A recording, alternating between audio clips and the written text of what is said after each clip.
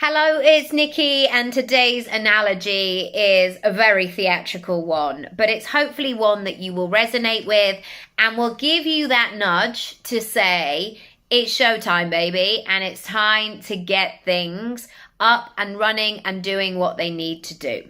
So, as a child, I began acting from being about 4. Not professionally. I didn't start kind of auditioning properly until my teenage years. But from about 4, so nearly 40 years ago, I loved that space of play and imagination and connecting with others and community. And for a long time, it was just about that. It wasn't about earning money. It wasn't about rejection. It was just being about part of it and enjoying it and loving the process. And very quickly it became apparent, maybe 4.5, that I knew that I wanted to have it as part of my career going forward. And I was right. That 4.5-year-old was right. I did want to do that. I went on and trained and went to drama school, and it's been great. And I also know the 2 shifts that I am required to have within that industry. And as I said, I learned this from a very early age. There are 2 elements. There's the rehearsal stage and there's the showtime stage. So being in the rehearsal stage is very much about playing and exploration and trying different things and being open and learning lines and beginning to create the structure and essentially put something together. Then there needs to be that element of showtime, being able to give people what they want and sell tickets and meet expectations and blow people away and be reliable and consistent and all of those things. And I've learned that over the years of that importance of both of the stages. But once you are up and running and you're in the theatre, as it were, they're there to see what you've prepared. They don't care if you were doing something else in rehearsals. They're going on what they are seeing right now. And so how does this relate to you? I've seen this stage a lot over the years.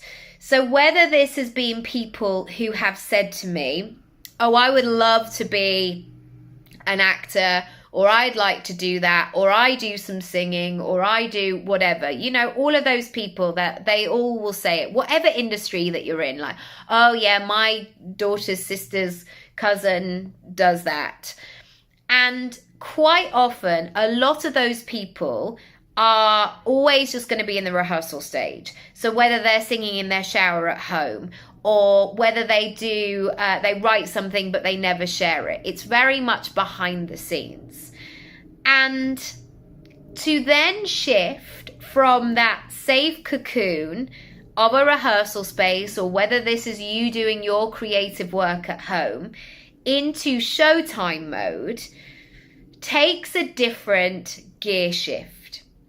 You are then opening yourself up to being vulnerable, to getting it wrong, to seeing where your gaps are, to judgment, to feedback, and the process of all of that. I mean, this is why people get nervous, right? The purpose of that can feel scary. So what happens when things get scary is most people say, I just want to stay in the rehearsal room. I don't want to I'm enjoying myself over here. Actually, maybe we don't need to show it to anybody. And I see so many businesses being in this rehearsal space. What I mean by this, and maybe you've been through this process too, of tweaking, fiddling, altering things, getting stuck in ideas, going down a path and then suddenly changing everything at the last minute, and never actually going live or going into showtime mode. And what happens there is that even though you might convince yourself that you're having a lovely time, and that is actually the better version, being in that rehearsal mode, because also it makes you feel very busy and fulfilled and excited.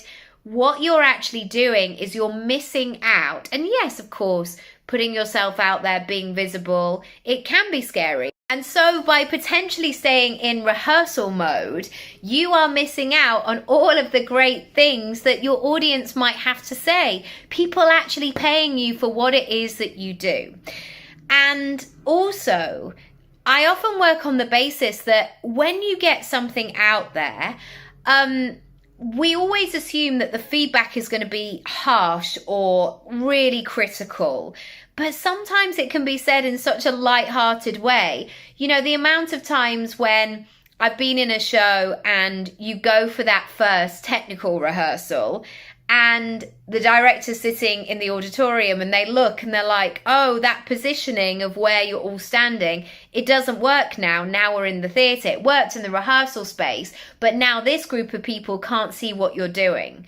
And so sometimes it's just a logistical thing of, you don't know what you don't know until you get yourself in that situation. So again, there can be that moment of saying, oh my goodness, what if I put my course live and something goes wrong or something happens? And maybe that might be the case. Maybe something might go wrong. Maybe there will be a glitch or a link not working. But I tell you what, the only way to find out is actually to do it, because that's when all of the stuff happens. And you know, generally people will be understanding. I believe that lots of people make mistakes and we have to give ourselves grace and we give others grace, and it's all a great thing.